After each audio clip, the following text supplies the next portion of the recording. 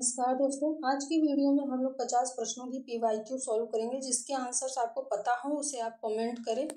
चलिए शुरू करते हैं। पहला प्रश्न है, शोभा सरसाने न बखाने जात केहू भांति, आने हैं पहाड़ मानो काजर के ढोई के। ये पंक्ति किसकी है? तो ये पंक्ति जो है वो सेनापति के है। इसमें ऑप्शन बी सही है। अगला प्रश्न है, निम्नलिखित में से कौन सा काव्य संग्रह नरेंद्र शर्मा का नहीं है? तो इसमें कर्णफूल, सूलफूल और प्रवासी के गीत इनके काव्य संग्रह हैं। अपराजिता जो है वो इनका काव्य संग्रह नहीं है। ये है रामेश्वर शुक्ल अंचल जी का। चलिए अगला प्रश्न देखते हैं। भारतेंदु नाटक मंडली द्वारा अभिनीत पहला नाटक कौन था? तो इसमें से जो पहला नाटक है जो इन्होंने अभिनय किया जिसमें, वो है सत्य हरिश्चंद्र। अगला प्रश्न है, एक दिन बोलेंगे पेड़, ये रचना किसकी है? ये है राजेश जोशी की रचना है ये। अगला प्रश्न है, प्रसंग गर्भत्व इनके गद्य की निजी विशेषता है। इनकी भाषा सरल और व्यंजनापूर्ण है, बीच बीच में हास्य और व्यंग्य भी है। यह कथन किसके प्रति है? ये जो कथन है वो अध्यापक पूर्ण सिंह के लिए है और ये कथन है रामचंद्र शुक्ल जी का। अगला प्रश्न है, उलंकषा किसका पर्यायवाची है? उलंकषा नदी को कहते हैं, नदी का पर्यायवाची है। अगला प्रश्न है, समस्त पृथ्वी से संबंध रखने वाला, तो ये जो है ये सार्वभौमिक कहेंगे। समस्त पृथ्वी से संबंध रखने वाले के लिए एक शब्द है। अगला प्रश्न है, वह उस शाखा का वन विहंग उड़ गया मुक्त नभ निस्तरंग, ये पंक्ति किस छायावादी कवि की है? तो ये पंक्ति जो है वो निराला की है। अगला प्रश्न है, गार्सा द ताशी के इतिहास ग्रंथ इत्स्तवार द ला लिटरेत्यूर एंदुई हिंदुस्तानी का दूसरा संस्करण कब प्रकाशित हुआ? तो दूसरा संस्करण इसका 1871 में प्रकाशित हुआ, जबकि इसका प्रथम संस्करण 1839 और दूसरा संस्करण 1847 में हुआ, जिसके 3 भाग आए और इन तीनों भागों का जो प्रकाशन है वो 1871 में हुआ था। अगला प्रश्न है, अपभ्रंश में दोहा काव्य की परंपरा का आरंभ किस कवि ने किया? तो इस प्रश्न का उत्तर है जो इंदु ने दोहा काव्य परंपरा का अपभ्रंश में जो है प्रारंभ किया था। अगला प्रश्न है, उर्दू को यामिनी भाषा का श्रेय किसने दिया है? तो ये कहा है लल्लू लाल जी ने। अगला प्रश्न देखते हैं, शुद्ध कला के पारखी कहते हैं उस पार की, इस पंक्ति के रचनाकार कौन है? तो ये जो पंक्ति है वो है रामविलास शर्मा की। अगला प्रश्न देखते हैं, राउल वेल के विषय में कौन सा कथन तथ्य सही नहीं है? तो इसके रचयिता रोड़ा कवि हैं, सही है ये। यह एक मूलतः शिलांकृत कृति है, ये भी सही है। यह गद्य पद्य मिश्रित चंपू काव्य है, ये भी सही है। इसमें राउल नामक नायक का जो है शौर्य वर्णन है, ये गलत है, ये तथ्य सही नहीं है। राउल जो है इस ग्रंथ की नायिका है। अगला प्रश्न देख लेते हैं, वे सांप्रदायिक शिक्षा मात्र हैं अतः शुद्ध साहित्य की कोटि में नहीं आ सकती। सिद्धों, नाथ और योगियों के रचनाओं के विषय में यह मत किसका है? तो ये मत जो है वो रामचंद्र शुक्ल जी का है। अगला प्रश्न देख लेते हैं, मिश्र बंधुओं में शामिल नहीं है। मिश्र बंधु 3 भाई थे, जिसमें गणेश बिहारी, श्याम बिहारी और सुखदेव बिहारी शामिल है। ये केशव बिहारी इसमें शामिल नहीं है। अगला प्रश्न है, कविता कौमुदी के संग्रहकर्ता कौन है? तो ये कविता कौमुदी जो है वो राम नरेश त्रिपाठी जी की है। अगला प्रश्न, हिंदी साहित्य का प्रथम महाकाव्य कौन सा है? तो वो है पृथ्वीराज रासो, जो चंद्रवरदाई जी की रचना है।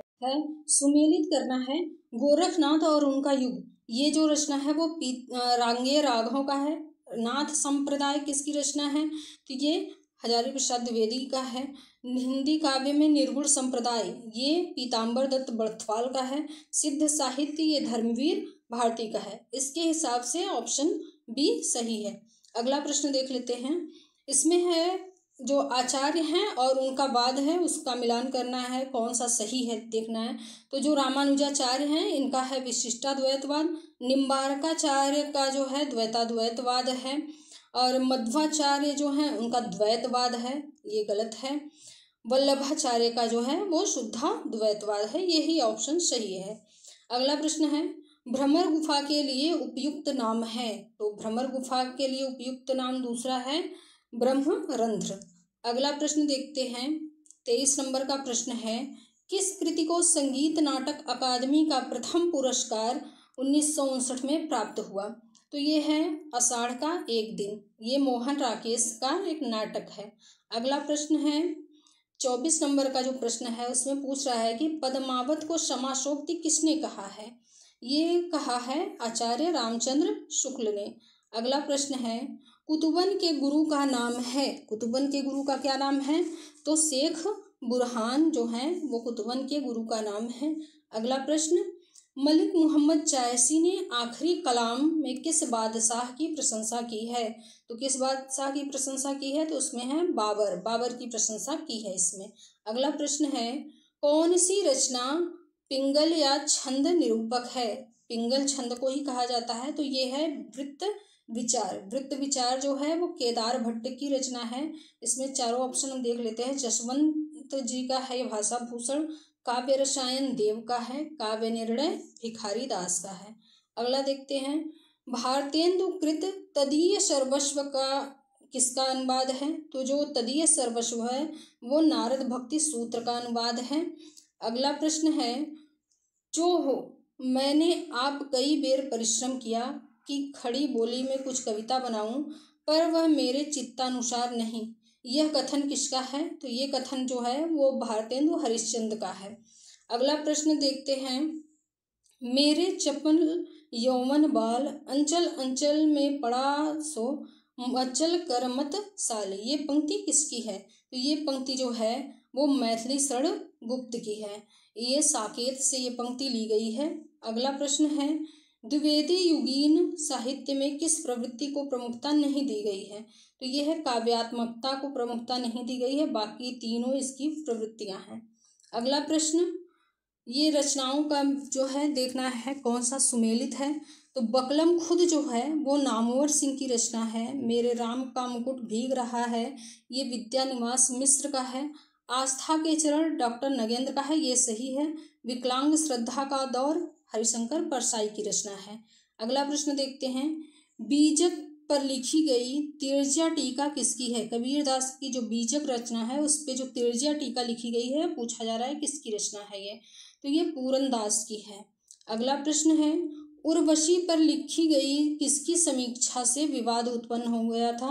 तो जो दिनकर की उर्वशी है उस पर जो भगवत शरण उपाध्याय हैं इनकी समीक्षा पे विवाद उत्पन्न हुआ था। अगला प्रश्न है, काव्य आत्मा की संकल्पनात्मक अनुभूति है जिसका संबंध विश्लेषण विकल्प विज्ञान से नहीं है, वह एक श्रेयमयी प्रिय रचनात्मक ज्ञान धारा है, ये कथन किसका है? ये कथन है जयशंकर प्रसाद का। अगला प्रश्न देखते हैं, ये मिलान करना है कौन सा सही नहीं है।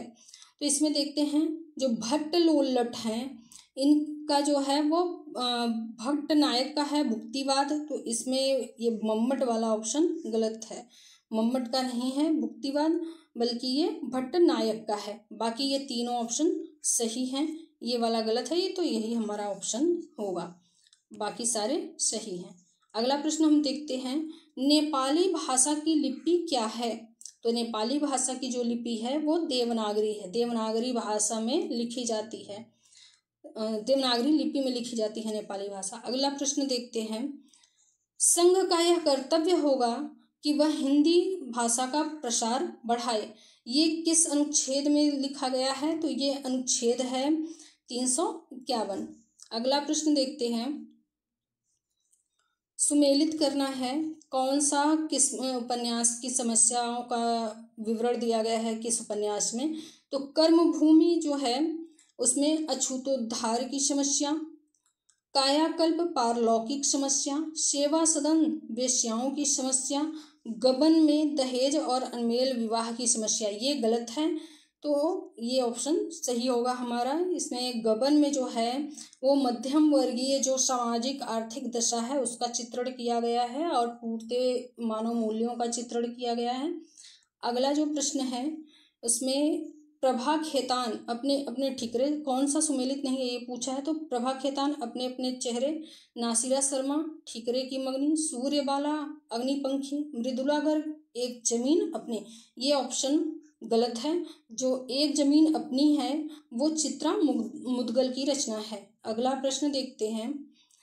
आंचलिक उपन्यास की विशेषता नहीं है, तो स्वाधीनता आंदोलन का चित्रण, आंचलिक लोक जीवन और रीति रिवाजों का चित्रण, आंचलिक जनजीवन का चित्रण, आंचलिक भाषा का प्रयोग। इसमें जो है स्वाधीनता के चित्रण आवश्यक नहीं है, तो ये ऑप्शन हमारा सही होगा। बाकी ये सारी उसकी विशेषताएं हैं। अगला है फांस जो उपन्यास है उसका मूल कथ्य क्या है, तो इसमें जो है किसान आत्महत्या इसका मूल कथ्य है, मूल विषय है। अगला प्रश्न है डॉक्टर प्रशांत फणीश्वर नाथ रेणु की किस रचना का पात्र है, तो ये है मैला आंचल। मैला आंचल इनका उपन्यास है, इसका पात्र है डॉक्टर प्रशांत। अगला प्रश्न है मैला आंचल से ही संबंधित, मैला आंचल में किसका सफल चित्रण हुआ है, पूंजीपति मजदूरों के संघर्ष का, अकाल और बाढ़ का, मेरीगंज में यौन शोषण का, ग्राम जीवन में घटित होने वाले राजनीतिक आर्थिक परिवर्तन और सामाजिक संबंधों का। तो ऑप्शन डी हमारा सही है। मैला आंचल में ग्राम जीवन में घटित होने वाले सामाजिक राजनीतिक जो संबंध है, आर्थिक परिवर्तन है, उसका चित्रण हुआ है। अगला प्रश्न देखते हैं प्रबंधात्मक रचना कौन सी है, तो इसमें प्रबंधात्मक जो है वो है हिम्मत बहादुर बिरुदावली। ये रचना प्रबंधात्मक है, जो पद्माकर की रचना है ये। अगला प्रश्न देखते हैं 46 नंबर का जो प्रश्न है, कौन सा ग्रंथ अलंकार निरूपक नहीं है, तो इसमें जो अलंकार निरूपक नहीं है ये है कविकुल कंठा भरण, ये अलंकार निरूपक रचना है। कविकुल कल्पतरु ये जो रचना है वो चिंतामणि की है, जो काव्यांग निरूपक है। शिवराज भूषण ये भी अलंकार निरूपक है। ललित ललाम ये भी अलंकार निरूपक है, ये मतिराम की रचना है। और ये जो कविकुल कल्पतरु है ये काव्यांग निरूपक है, इसलिए हमारा ऑप्शन बी सही होगा। ये चिंतामणि की रचना है। शिवराज भूषण और कविकुल कंठाभरण जो है किसकी रचना है, ये आप कमेंट बॉक्स में लिखिएगा। अगला प्रश्न देखते हैं कौन सी भाषा देवनागरी लिपि के अंतर्गत नहीं आती है, तो जो बांग्ला है, कोंकणी, गुजराती और संस्कृत, इसमें से कोंकणी, गुजराती और संस्कृत देवनागरी लिपि के ही अंतर्गत आती हैं। जो ऑप्शन ए है हमारा बांग्ला वो नहीं आती है, इसकी लिपि अलग है, इसलिए ऑप्शन ए हमारा सही होगा। अगला प्रश्न देखते हैं 48 नंबर का जो प्रश्न है उसमें पूछ रहा है कि कुंदन को रंग फीको लागे छलके अति अंगन चारु बुराई, यह पंक्ति किसकी है, तो ये जो पंक्ति है वो मतिराम की है। अगला प्रश्न है देवकृत देवचरित्र किसके जीवन से संबंधित प्रबंध काव्य है, तो देवचरित्र में कृष्ण और बलराम के जीवन के माध्यम से ज्ञान दिया गया है, तो ये जो है कृष्ण, ऑप्शन नंबर सी सही है हमारा। लास्ट प्रश्न हम देखते हैं बिहारी सतसई की टीका लाल चंद्रिका किसने लिखी है, या किस लाल चंद्रिका नाम से किसने की है, तो ये लाल चंद्रिका जो रचना है वो लल्लू लाल की है। आगे हम मिलेंगे अगले वीडियो में, तब तक के लिए नमस्कार दोस्तों।